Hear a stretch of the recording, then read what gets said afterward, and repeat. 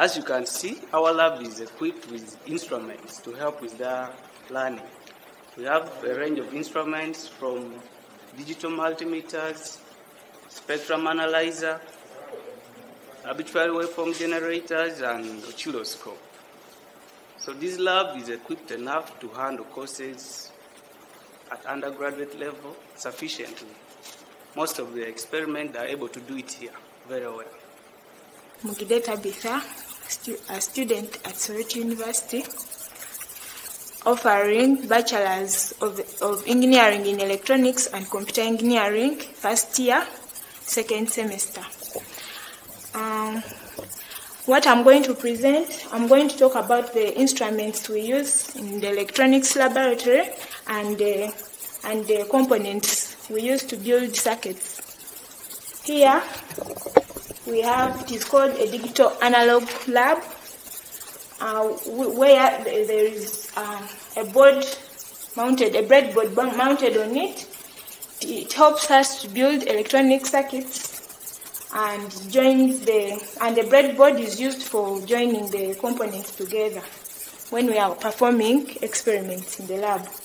Here is the programmable DC power supply. For it helps us to provide DC supply to our experiments. It can offer voltage or current, whatever you want to provide to this experiment. Then this one is a function arbitrary waveform generator. It is used for generating waveforms, which are viewed on the digital oscilloscope. The digital oscilloscope is used for just displaying signals. Then in this container, we have some components we use for building electronic circuits. Here are resistors, and they are of different sizes. A resistor is just used for resisting current. Then we have here a potentiometer. Potentiometer is used for varying volume in our radio. If the current, it has a resistance inside. If the current is much, if the resistance is increased in the potentiometer, the current is low, so the volume will be low. If the resistance is low, the current will be high, so the volume will be high in the radio. Then we have a regulator. The regulator is used for regulating the amount of current which will pass in a certain component. If you have if you've supplied current from your power supply, which is 32, 5 amperes, yet your component needs 2 amperes. This one will help you to regulate that current so that the component gets 2 amperes. That is the regulator. That is the use of the regulator. Then we also have a transistor. The use of a transistor it acts as a switch and at the same time as an inverter. Yes, I am Bongo Joshua, a student of engineering. I'm doing bachelor's in engineering in electronics and computer engineering in School of Engineering and Technology, Soweto University. So, in front of me here, I'm having a simple demonstration of Kirchhoff's law. Kirchhoff's law is one of the laws that we use under electricity in physics. So, as you can see in front of me, I'm having different components: the resistor, the connecting wires, the voltage source, and the instrument that can help me to measure the voltage and current. So, as we know from Kirchhoff's law, there are 2 laws. There is Kirchhoff's voltage law and there is Kirchhoff's current law. Kirchhoff's voltage law says that the algebraic sum of voltage in a closed loop is 0. So, as you can see from here, in this simple demonstration, I'm having 2 loops. There is a first loop, second loop, and the third loop which covers the whole thing. And the Kirchhoff's current law says that the algebraic sum of current entering a node is also equal to 0. So from here I also have my node which is connecting 3 resistors. That we call it an essential node. So if you look at this, if you want to know the algebraic sum of voltage in this loop, we need to connect this device. We call it a multimeter. It helps us to measure current, voltage, resistance, and other things that are involved in electronics.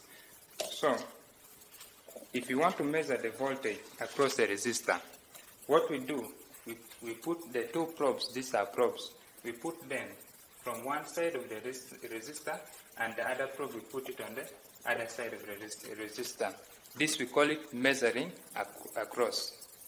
In voltage we measure across, and current we measure through. So if we put it this way, we can see that there is some value in our multimeter. Then that is for one resistor. Afterwards we go and measure for the second resistor. In that same loop, we also measure for this resistor. We see that this resistor is also having some voltage. Then afterwards, we get these 2 voltages that we have measured from this resistor and this resistor. If we add them up, it will sum up to 0. That one is Kirchhoff's voltage law. Then for Kirchhoff's current law, we do it differently. In voltage, we measure across. In current, we measure through. So we would pick this resistor and disconnect it.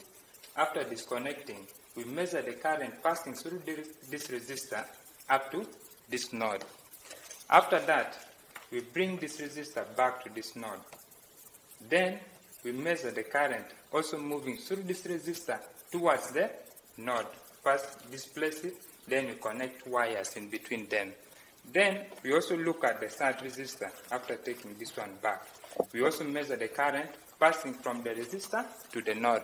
Afterwards, we add all those currents. If we add them, it must sum up to 0. That also proves the Kirchhoff's current law. So simply that is all about Kirchhoff's law. It's about Kirchhoff's voltage law and Kirchhoff's current law. As simple as that. This is virtually testing what you have designed without the actual physical implementation. So this was what I did just in a rush. Is a speed control for fans. Showing speed control from speed 1 to 4. So after designing a schematic, you have to develop a PCB, or what we call a printed circuit board. So from the schematic, you come to this. This is the next step, as you can see. These are now the wires. On the PCB, we call them the trace or tracks. So this is the PCB design for the schematic that I just showed. So in the design phase, this is the second phase. So after this design, you go to the third phase to do a 3D visualization, that is 3-dimensional. This is how this PCB will look like in the beginning. So this is the actual PCB. After finishing the design and the implementation, this is how it will look like. It is printed. These are the relays, then these are the LEDs displaying the different speeds for it.